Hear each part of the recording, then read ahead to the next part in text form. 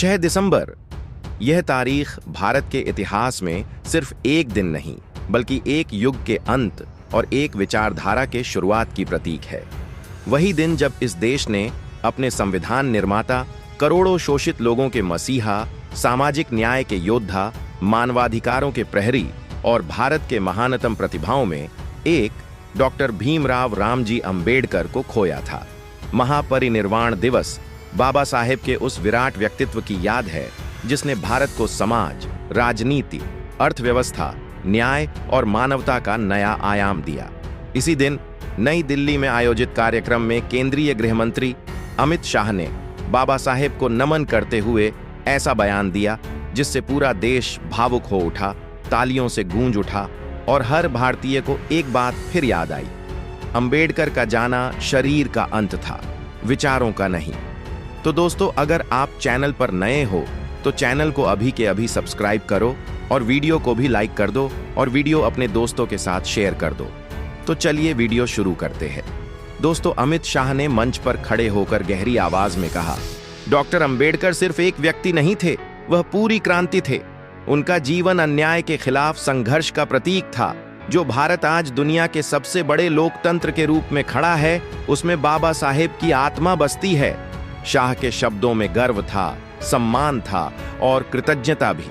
उन्होंने आगे कहा कि भारत का संविधान सिर्फ कानूनों का दस्तावेज नहीं बल्कि आजादी, समानता और बंधुत्व की जीवित भावना है, जिसे अंबेडकर ने अपने विचारों और संघर्ष की स्याही से लिखा। महापरिनिर्वाण दिवस पर दिया गया उनका यह वक्तव्य सिर्फ श्रद्धांजलि नहीं बल्कि आने वाली पीढ़ियों के लिए संदेश भी था। अमित शाह ने याद दिलाया कि बाबा साहेब का पूरा जीवन संघर्षों से भरा था। एक ऐसे समाज में जन्म लेना जहां छुआछूत, भेदभाव और जातिगत नीचता हावी थी, वहां से उठकर संविधान निर्माता बनना, विश्व के महानतम कानूनविदों में गिना जाना, यह साधारण उपलब्धि नहीं। शाह ने कहा, अगर अंबेडकर ने हार मान ली होती तो शायद आज भारत का लोकतंत्र इतना मजबूत न होता। अगर उन्होंने अन्याय के सामने झुकना स्वीकार कर लिया होता तो करोड़ों लोग शिक्षा, सम्मान और अधिकारों से वंचित रह जाते। उनके इन शब्दों ने कार्यक्रम में बैठे हर व्यक्ति को बाबा साहेब की यात्रा याद दिला दी। कितने उपहास, कितने अवरोध, कितनी पीड़ा के बीच उन्होंने अपने सपनों को जिंदा रखा। इसी कारण दुनिया कहती है उनका जीवन ही सबसे बड़ा संदेश है। इस तरह अमित शाह का यह भाषण सिर्फ श्रद्धांजलि नहीं बल्कि एक घोषणा थी कि अंबेडकर मरते नहीं, वह चेतना बनकर सदा जीवित रहते हैं। महापरिनिर्वाण दिवस हमें याद दिलाता है कि शरीर मिटता है, विचार अमर रहते हैं और बाबा साहेब का विचार ही आज भारत का भविष्य है। तो दोस्तों, मैं आपको बता दूं, भारत के इतिहास में अनेक महापुरुष हुए, पर उनमें एक नाम ऐसा है जो सिर्फ एक व्यक्ति नहीं बल्कि विचारों की क्रांति बनकर उभरा, बाबा साहेब डॉक्टर भीमराव आम्बेडकर। वह सिर्फ जन्म से मनुष्य नहीं थे बल्कि संघर्ष से व्यक्तित्व, ज्ञान से प्रकाश और समानता से महानता बने थे। उनके बारे में जितना कहा जाए उतना कम है, क्योंकि वे किसी किताब के अध्याय नहीं बल्कि मानवता के हर पन्ने पर लिखी वह स्याही हैं जो सदियों तक मिट नहीं सकती। बाबा साहेब ने न समाज को बांटा, न धर्म को तोड़ा, न किसी संस्कृति का विरोध किया। उन्होंने सिर्फ अन्याय का विरोध किया, असमानता का विरोध किया, उस सोच का विरोध किया जो इंसानों को ऊंचा नीचा बनाती थी। बच्चे के रूप में भेदभाव का दंश झेलने वाला वह प्रतिभाशाली मन जब बढ़ा तो उसने दुनिया को बताया कि जिस इंसान को बैठने तक की जगह नहीं मिलती थी, दिमाग की शक्ति उसे संसदों में निर्णय लेने का अधिकार दिला सकती है। बाबा साहेब ने भारत को सिर्फ संविधान नहीं दिया, उन्होंने हर भारतीय को आत्मसम्मान दिया, हर स्त्री को अधिकार दिया, हर कमजोर वर्ग को नया भविष्य दिया। महिलाओं की प्रगति उनके दृष्टिकोण का महत्वपूर्ण भाग थी, क्योंकि वह जानते थे कि जिस समाज की महिलाएं शिक्षित और स्वतंत्र नहीं, उस समाज का भविष्य कभी मजबूत नहीं हो सकता।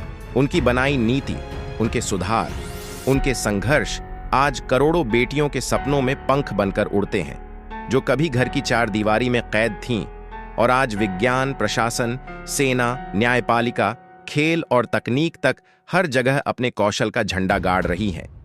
बाबा साहेब ने दुनिया को यह भी समझाया कि समानता कोई दान नहीं, अधिकार है, और अधिकार भी ऐसा जिसे कोई छीन नहीं सकता।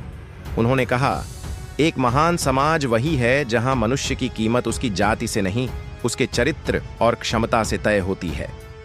यही सोच भारत की धड़कन में बस गई। उन्होंने वह भारत देखा था जहां कोई भेदभाव न हो, कोई ऊंच नीच न हो, कोई इंसान दूसरे के पैरों तले कुचलने को मजबूर न हो। उन्होंने स्वतंत्रता, समानता और बंधुता, इन 3 स्तंभों को भारत के भविष्य की नींव बनाया।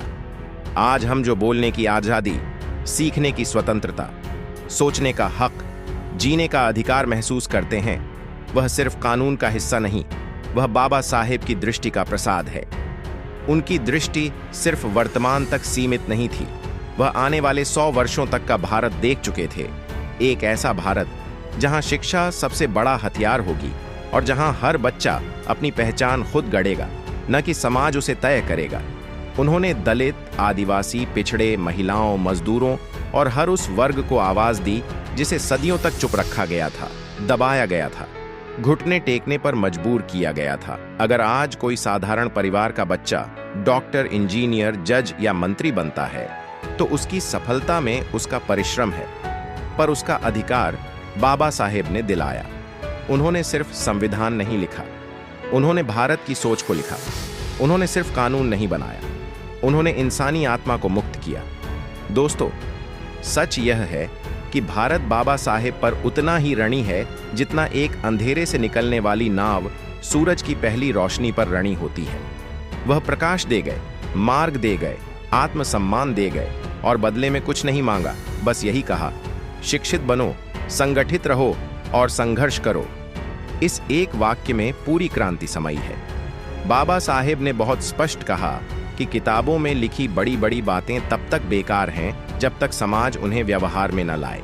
आज हम लोकतंत्र की ताकत पर गर्व करते हैं, पर शायद ही कभी सोचा हो कि लोकतंत्र की नींव मजबूत तभी होती है जब हर इंसान को बराबर का हक मिले। और यह सोच पूरे भारत में किसने बोई? वही महामानव डॉक्टर बाबा साहेब आंबेडकर। उनका जीवन एक ज्वाला था, अज्ञानता के अंधकार को जलाने वाली, जाति के जहर को पिघलाने वाली और समानता के युग की शुरुआत करने वाली। हम अक्सर कहते हैं महापुरुष, पर बाबा साहेब केवल महापुरुष नहीं, समाज परिवर्तन की धड़कन थे। उनका प्रभाव पुस्तकों तक सीमित नहीं, वह जीवन में दिखता है। हर कोर्ट में, हर स्कूल में, हर वोटिंग बैलेट में, हर फंडामेंटल राइट में, हर रिजर्वेशन पॉलिसी में, हर महिला के आत्मसम्मान में, हर संविधान सामग्री में बाबा साहेब जीवित हैं। समय बदल गया, पीढ़ियां बदल गईं, पर उनकी विचारधारा आज भी उतनी ही प्रासंगिक है जितनी 50 या 75 वर्ष पहले थी। तो दोस्तों, आपके इस विषय पर क्या विचार है, हमें कमेंट करके बताइए। और अगर वीडियो पसंद आया हो तो वीडियो को लाइक करके चैनल को सब्सक्राइब जरूर करें और बेल आइकॉन प्रेस करें। मिलते हैं किसी और वीडियो में। जय भीम, जय भारत, धन्यवाद।